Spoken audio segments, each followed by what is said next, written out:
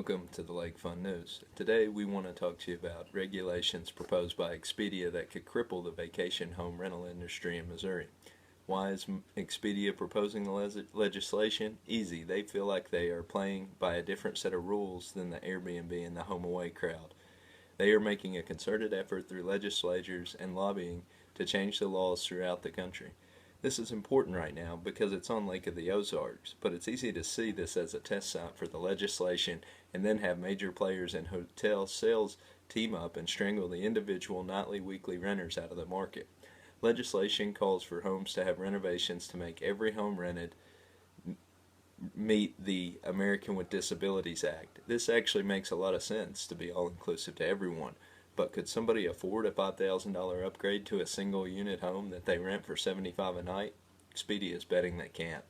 Also, it brings into question the definition of a property that's used for short-term rentals. Is it a transient dwelling or is it residential property? At what point does it transition from one type of property to the other? I expect the law to be passed, then a lawsuit, and then other lake communities around the world to use the precedent set by the Expedia versus the Lake of the Ozark renters battles to ensue. Stay tuned for the latest on this interesting case with Lake Fun and Lake Fun News. Next up, your Lake Levelology Report.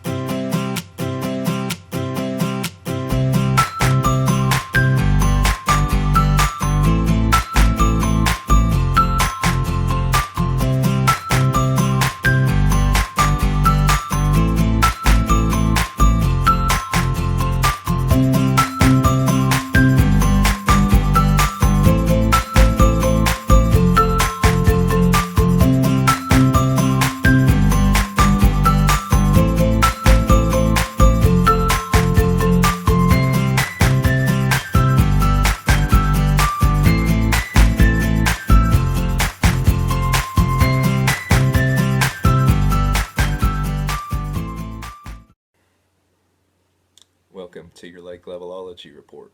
Let's look at your highest lakes above full pool. We've got Lake Rend in Illinois at 1.82 feet above full pool, scheduled to move up 0.7 feet in the next 24 hours. Lake Travis in Texas, 1.73 feet above full pool, scheduled to move up 0.7 feet in the next 24 hours. Granger Lake in Texas, 1.65 feet above full pool, scheduled to move down negative 0.4 feet in the next 24 hours. Caddo Lake in Louisiana and Texas, 1.6 feet above full pool, scheduled to move up 0.4 feet in the next 24 hours. Lake Moomaw in Virginia, 1.6 feet above full pool, scheduled to move down 1.2 feet in the next 24 hours.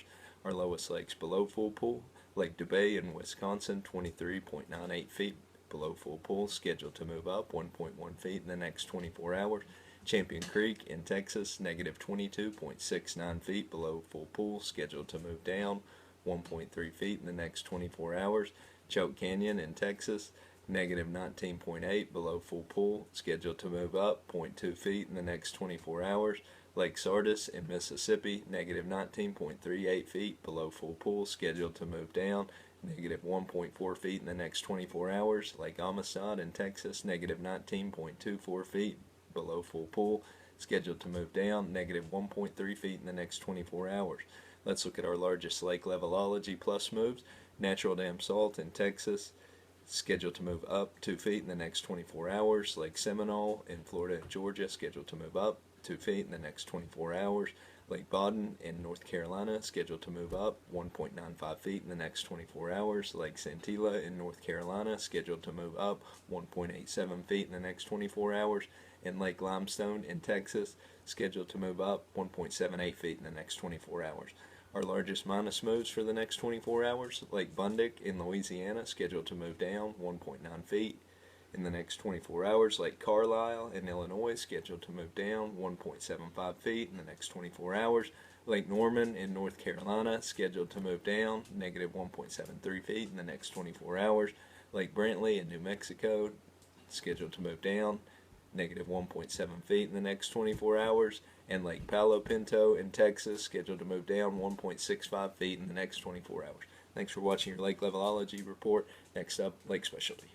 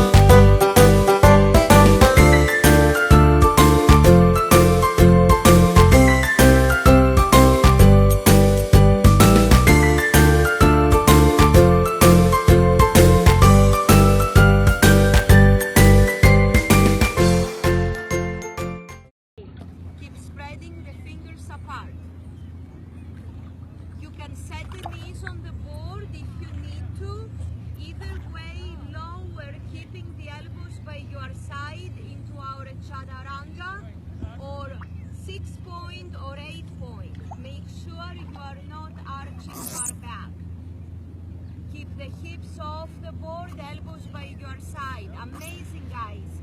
And inhale into